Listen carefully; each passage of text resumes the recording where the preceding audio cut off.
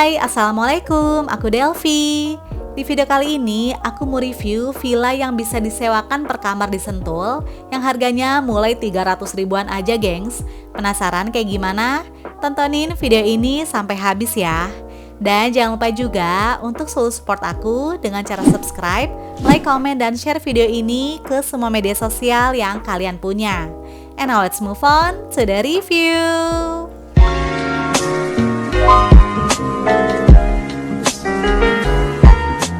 Kali ini aku menginap di salah satu villa di Sentul, yaitu Delavana DNS Villa yang berlokasi di Jalan Pajajaran nomor 129, Cijayanti, Babakan Madang, Sentul, Bogor.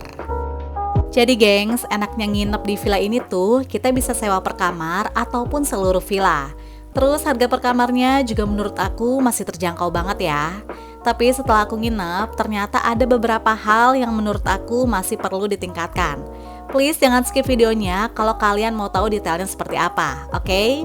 Untuk menuju ke Delavana DNS Villa, kita bisa pakai Google Maps dan ternyata jaraknya tuh deket banget sama Aeon, IKEA, dan Taman Budaya Sentul loh, yaitu hanya sekitar 5-10 menitan berkendara.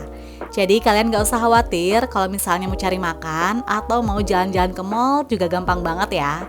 Karena lokasi villanya itu berada di dalam klaster perumahan Sentul City.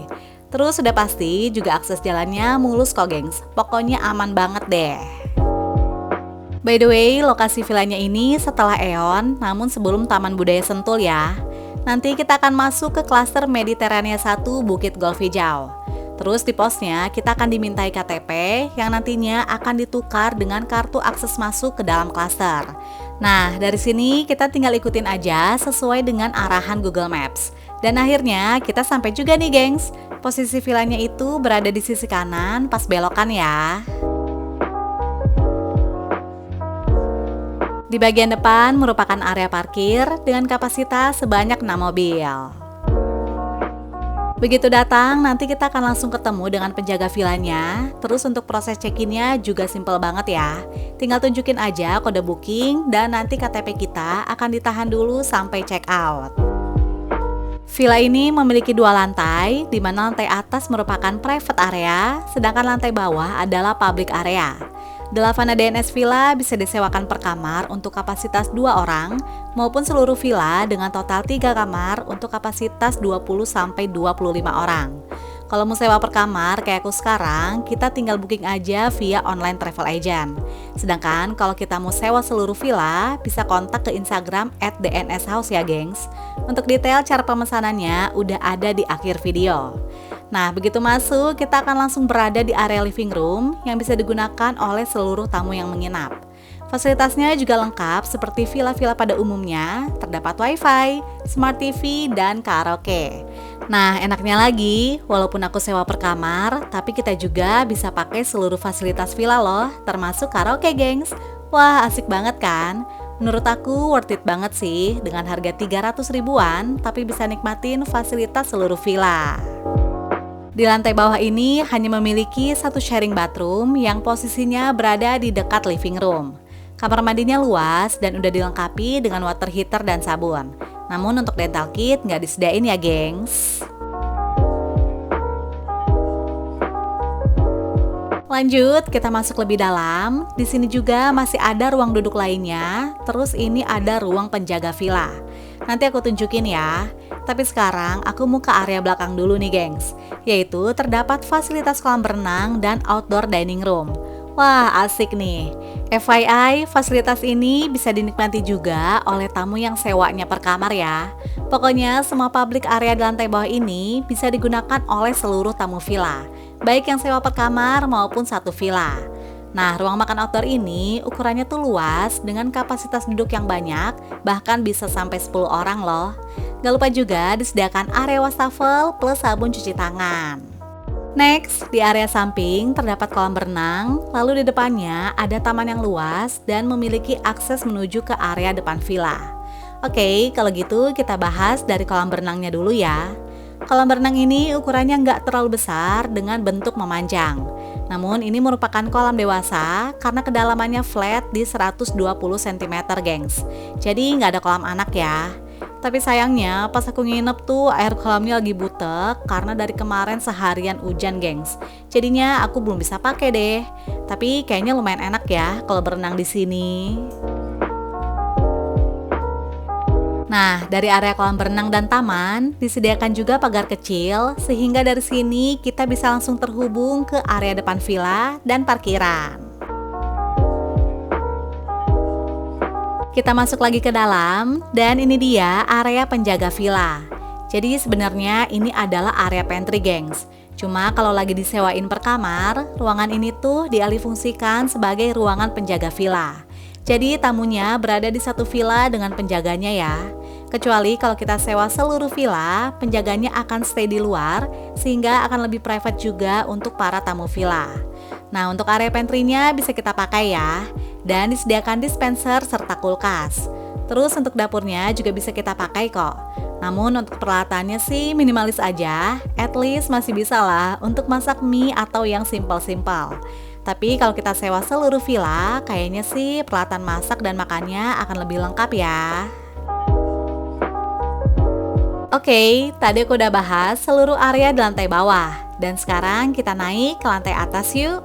Di lantai 2 memiliki 3 kamar tidur, 1 private bathroom, dan 1 sharing bathroom. Kemarin itu karena weekdays, kebetulan cuma aku doang gengs tamunya. Dan infonya sih kalau weekend lebih sering di booking untuk satu villa ya. Makanya di hari lain yang kosong bisa disewakan per kamar. Nah, kemarin itu aku dapat kamar ini yang merupakan master bedroom karena kamar ini tuh yang paling luas dan satu-satunya kamar dengan private bathroom. Disediakan 1 buah queen bed untuk kapasitas 2 orang dewasa dan maksimal masih bisa ditambah untuk 1 orang anak. Tapi kalau kalian mau bertiga dewasa, wajib sewa extra bed ya. Tiap kamar udah disediain handuk dan AC, namun sayangnya kemarin itu AC di kamar ini nggak dingin-dingin gengs. Sampai akhirnya aku pindah ke kamar yang AC-nya lebih dingin.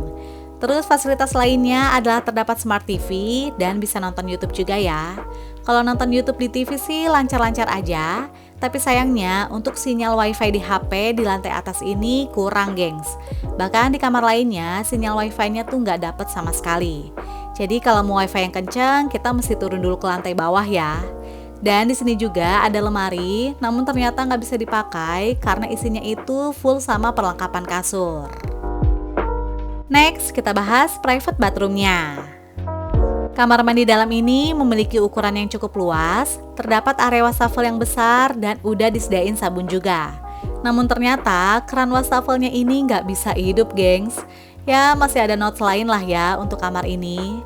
Terus seperti yang kita lihat, terdapat bathtub yang dilengkapi dengan water heater. Awalnya aku udah happy nih karena ada bathtub, tapi ternyata nggak bisa ditutup gengs. Jadi ini tuh emang cuma buat mandi shower aja ya, nggak bisa buat berendam. Jujur, sebenarnya aku suka banget sama kamarnya, tapi menurut aku masih banyak yang harus ditingkatin lagi ya, terutama untuk maintenance-nya. Kita keluar dari kamar pertama dan menuju ke 2 kamar lainnya. Nah, di ujung itu adalah sharing bathroom ya. Kita lanjut ke kamar kedua yang berada di sebelah kanan. Kamar ini bentuknya memanjang, namun tanpa private bathroom gengs.